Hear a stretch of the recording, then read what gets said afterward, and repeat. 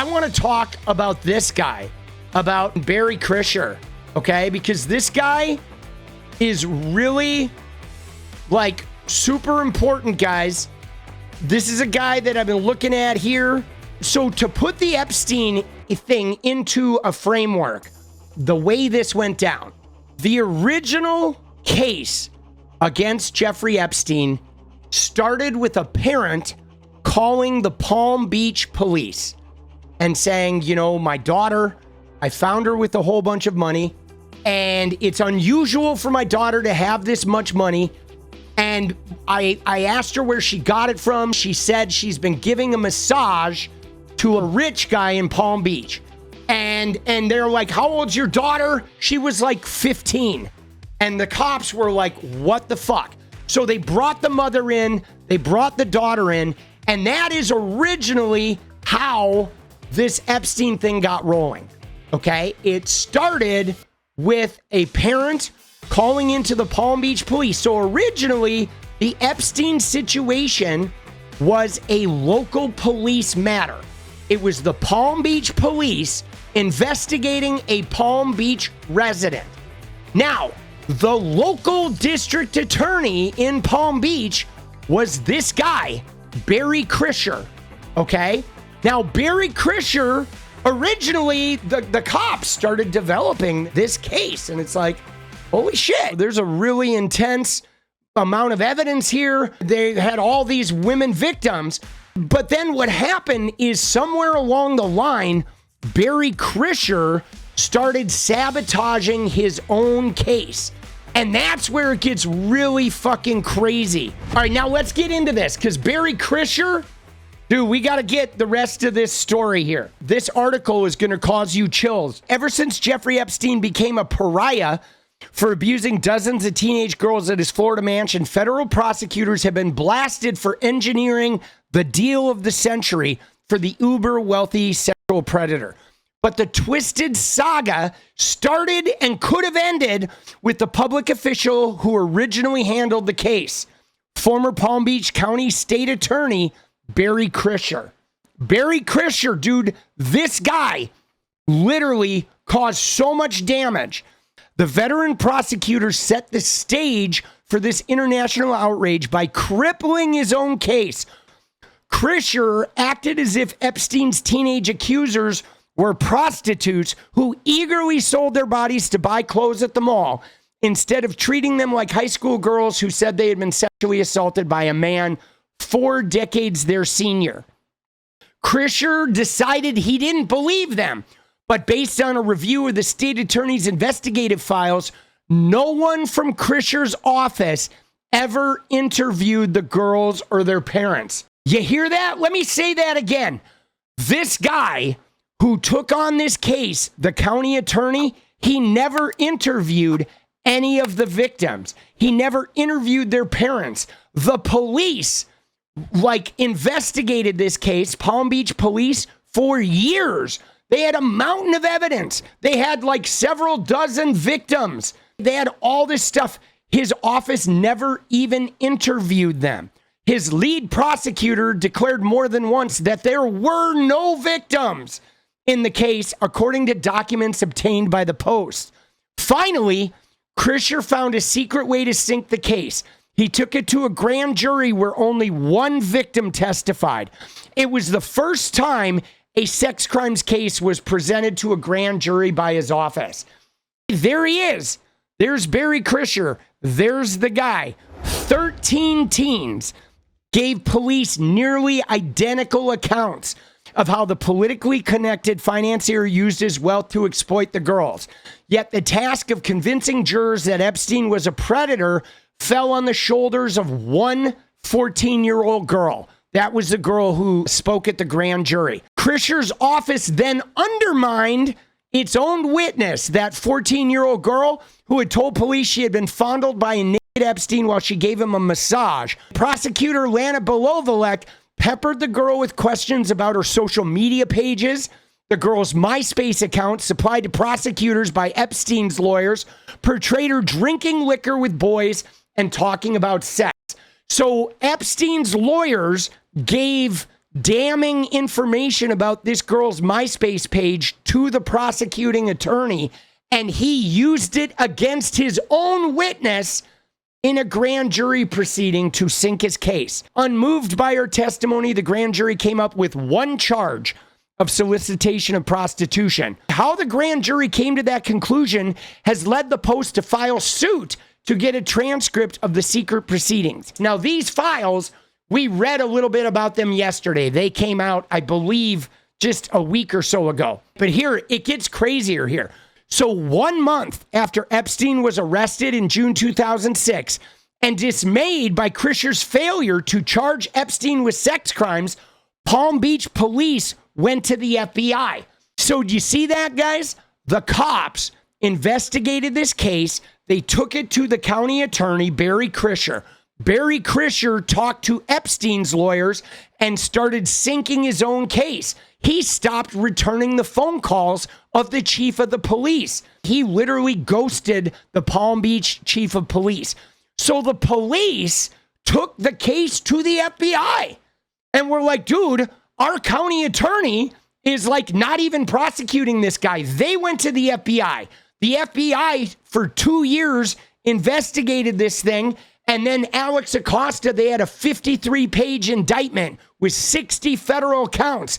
And that's when Alex Acosta gave him immunity, wiped away those charges, and kicked it back to Barry Krischer, who let him off in the first place. And in between, the cops who fucking hunted this guy down and gathered all that evidence, and all the victims, both of them just got fucked. 2 years later, South Florida U.S. Attorney Alex Acosta negotiated the much maligned secret deal that allowed Epstein to avoid federal prison. The agreement hinged on Krischer adding a second charge, soliciting a minor for prostitution. Epstein pled guilty to both state charges. Krischer has insisted he had nothing to do with the covert pact. But here's where it gets crazy, because you saw yesterday how Krischer and Alex Acosta kind of played the blame game when Alex Acosta fell on the sword. And this from the Palm Beach state attorney at the time of the Epstein deal. If Mr. Acosta was truly concerned with the state case, then felt he had to rescue the matter, he would have moved forward with the 53-page indictment that his own office drafted. Instead, Mr. Acosta brokered a secret plea deal that resulted in a non-prosecution agreement. Mr. Acosta should not be allowed to rewrite history. Well, look at this, though. Look at this, guys. Because this is the hilarious thing. Because look at who made this statement, dude. Barry Krischer.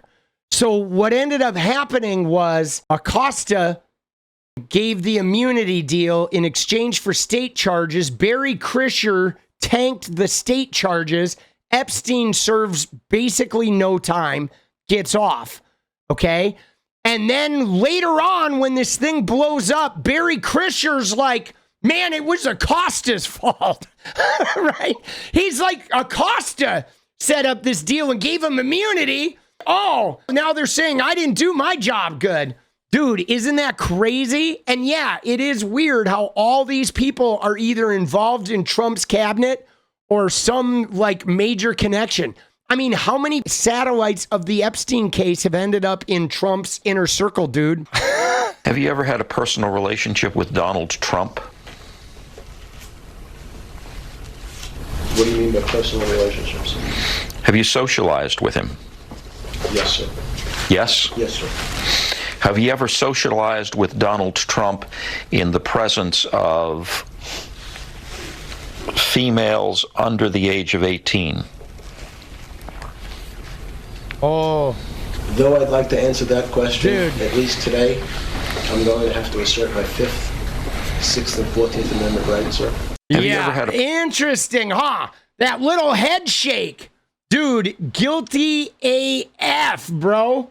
And Krischer this whole time said, I had nothing to do with that federal deal.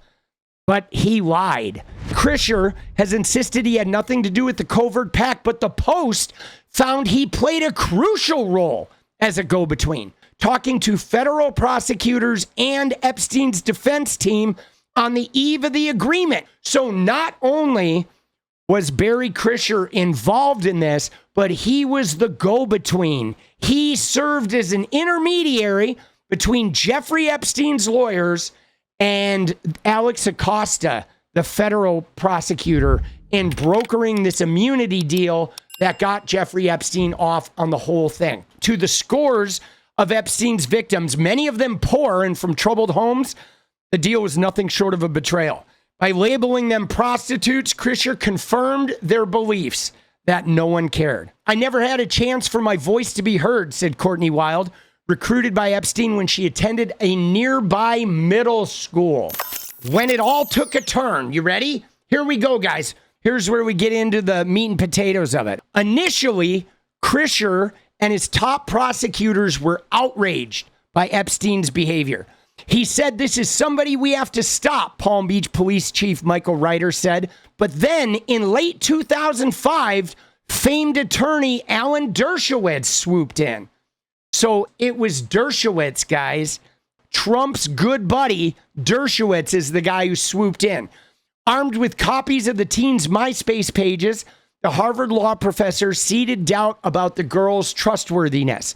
The girls said on the pages that they drank. They hung out with boys. They said they liked marijuana. Again, none of that makes you like readable. You know what I'm saying? Krischer thought their posts on social media, a novelty at the time, destroyed the girls' credibility, documents show. But the evidence against Epstein was mounting, said Detective Joseph Riccari. 13 underage girls described nearly identical circumstances right down to Epstein's pink and green couch in which they were molested or sexually assaulted. The number of victims would later grow to more than 40. And it's this couch, guys. It was in his bathroom. Let me show you the photograph. I have a photograph of the actual bathroom itself. This is Epstein's bathroom here.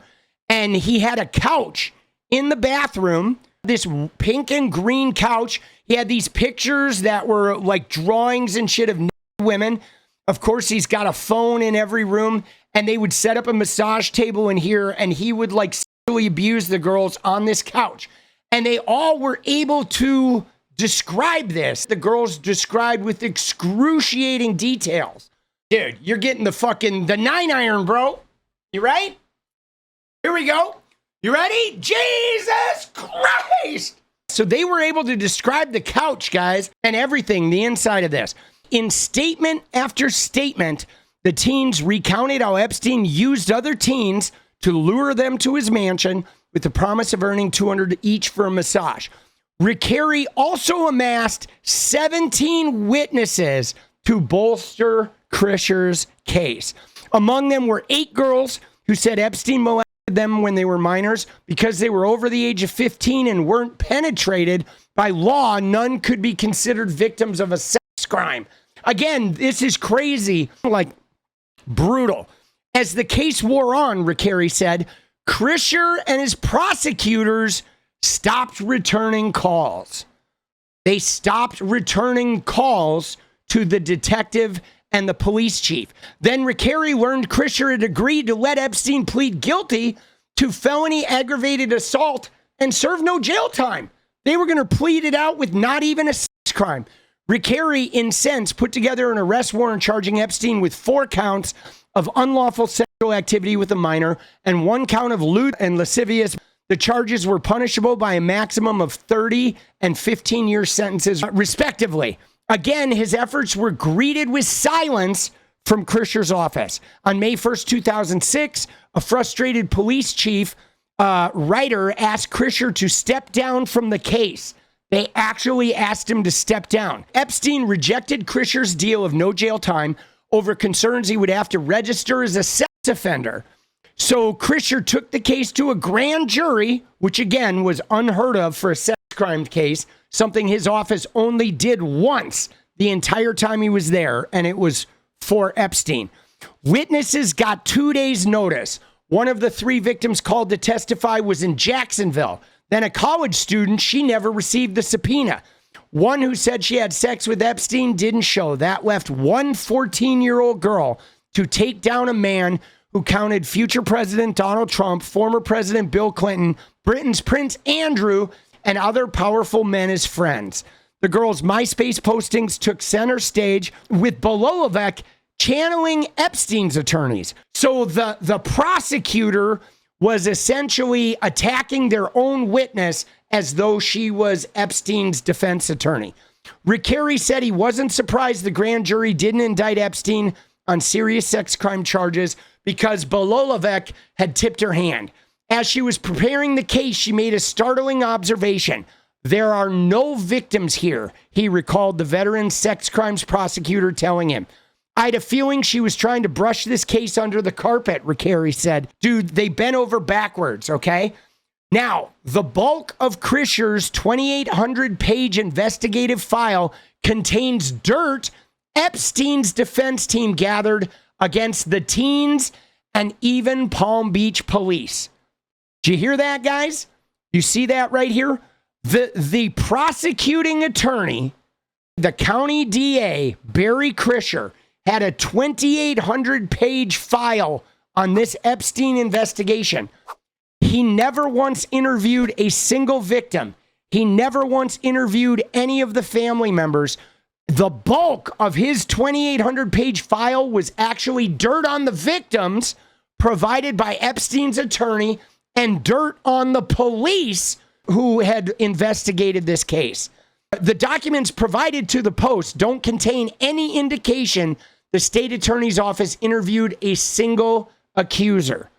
Not one interview. There are no memos or emails from Krischer to his prosecutors. There's no correspondence to or from Krischer or Bololovec or anyone involved in the case.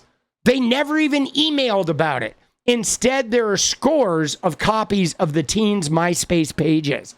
They never even emailed about the case, what they were doing, anything. Until this summer, there was also no mention of Krischer's participation in Acosta's efforts to craft the non-prosecution agreement that allowed Epstein to escape federal charges. Now, we know that the connections with Trump go like way back, okay? All the way back to the modeling agencies. Florida prosecutors knew Epstein raped teenage girls 2 years before they cut that deal.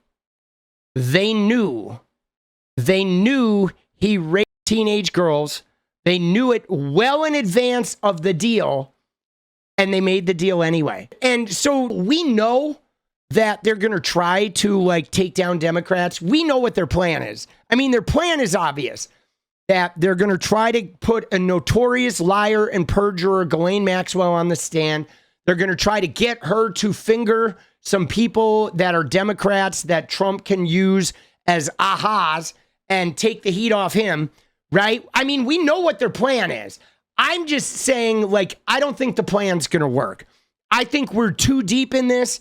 I think this thing is too, like, he's made too many mistakes already of trying to, you know what I'm saying? Trying to shift blame and say it's a hoax and say it's bullshit. And there are a lot of people like nationwide that are now hunting this down. There's a lot of victims. So I don't think, I honestly don't think they're going to be able to pull this off. I don't. I think there's a lot of problems with it. What is up, guys? Thank you so much for watching. If you like the video, you want to support independent resistance media, you know what to do. Drop that sub, hit the like button, and please share it. And we do love our members, so if you want to become a member, it's another really great way to support. Thanks again for everything, guys. I'll see you next time. Let's go.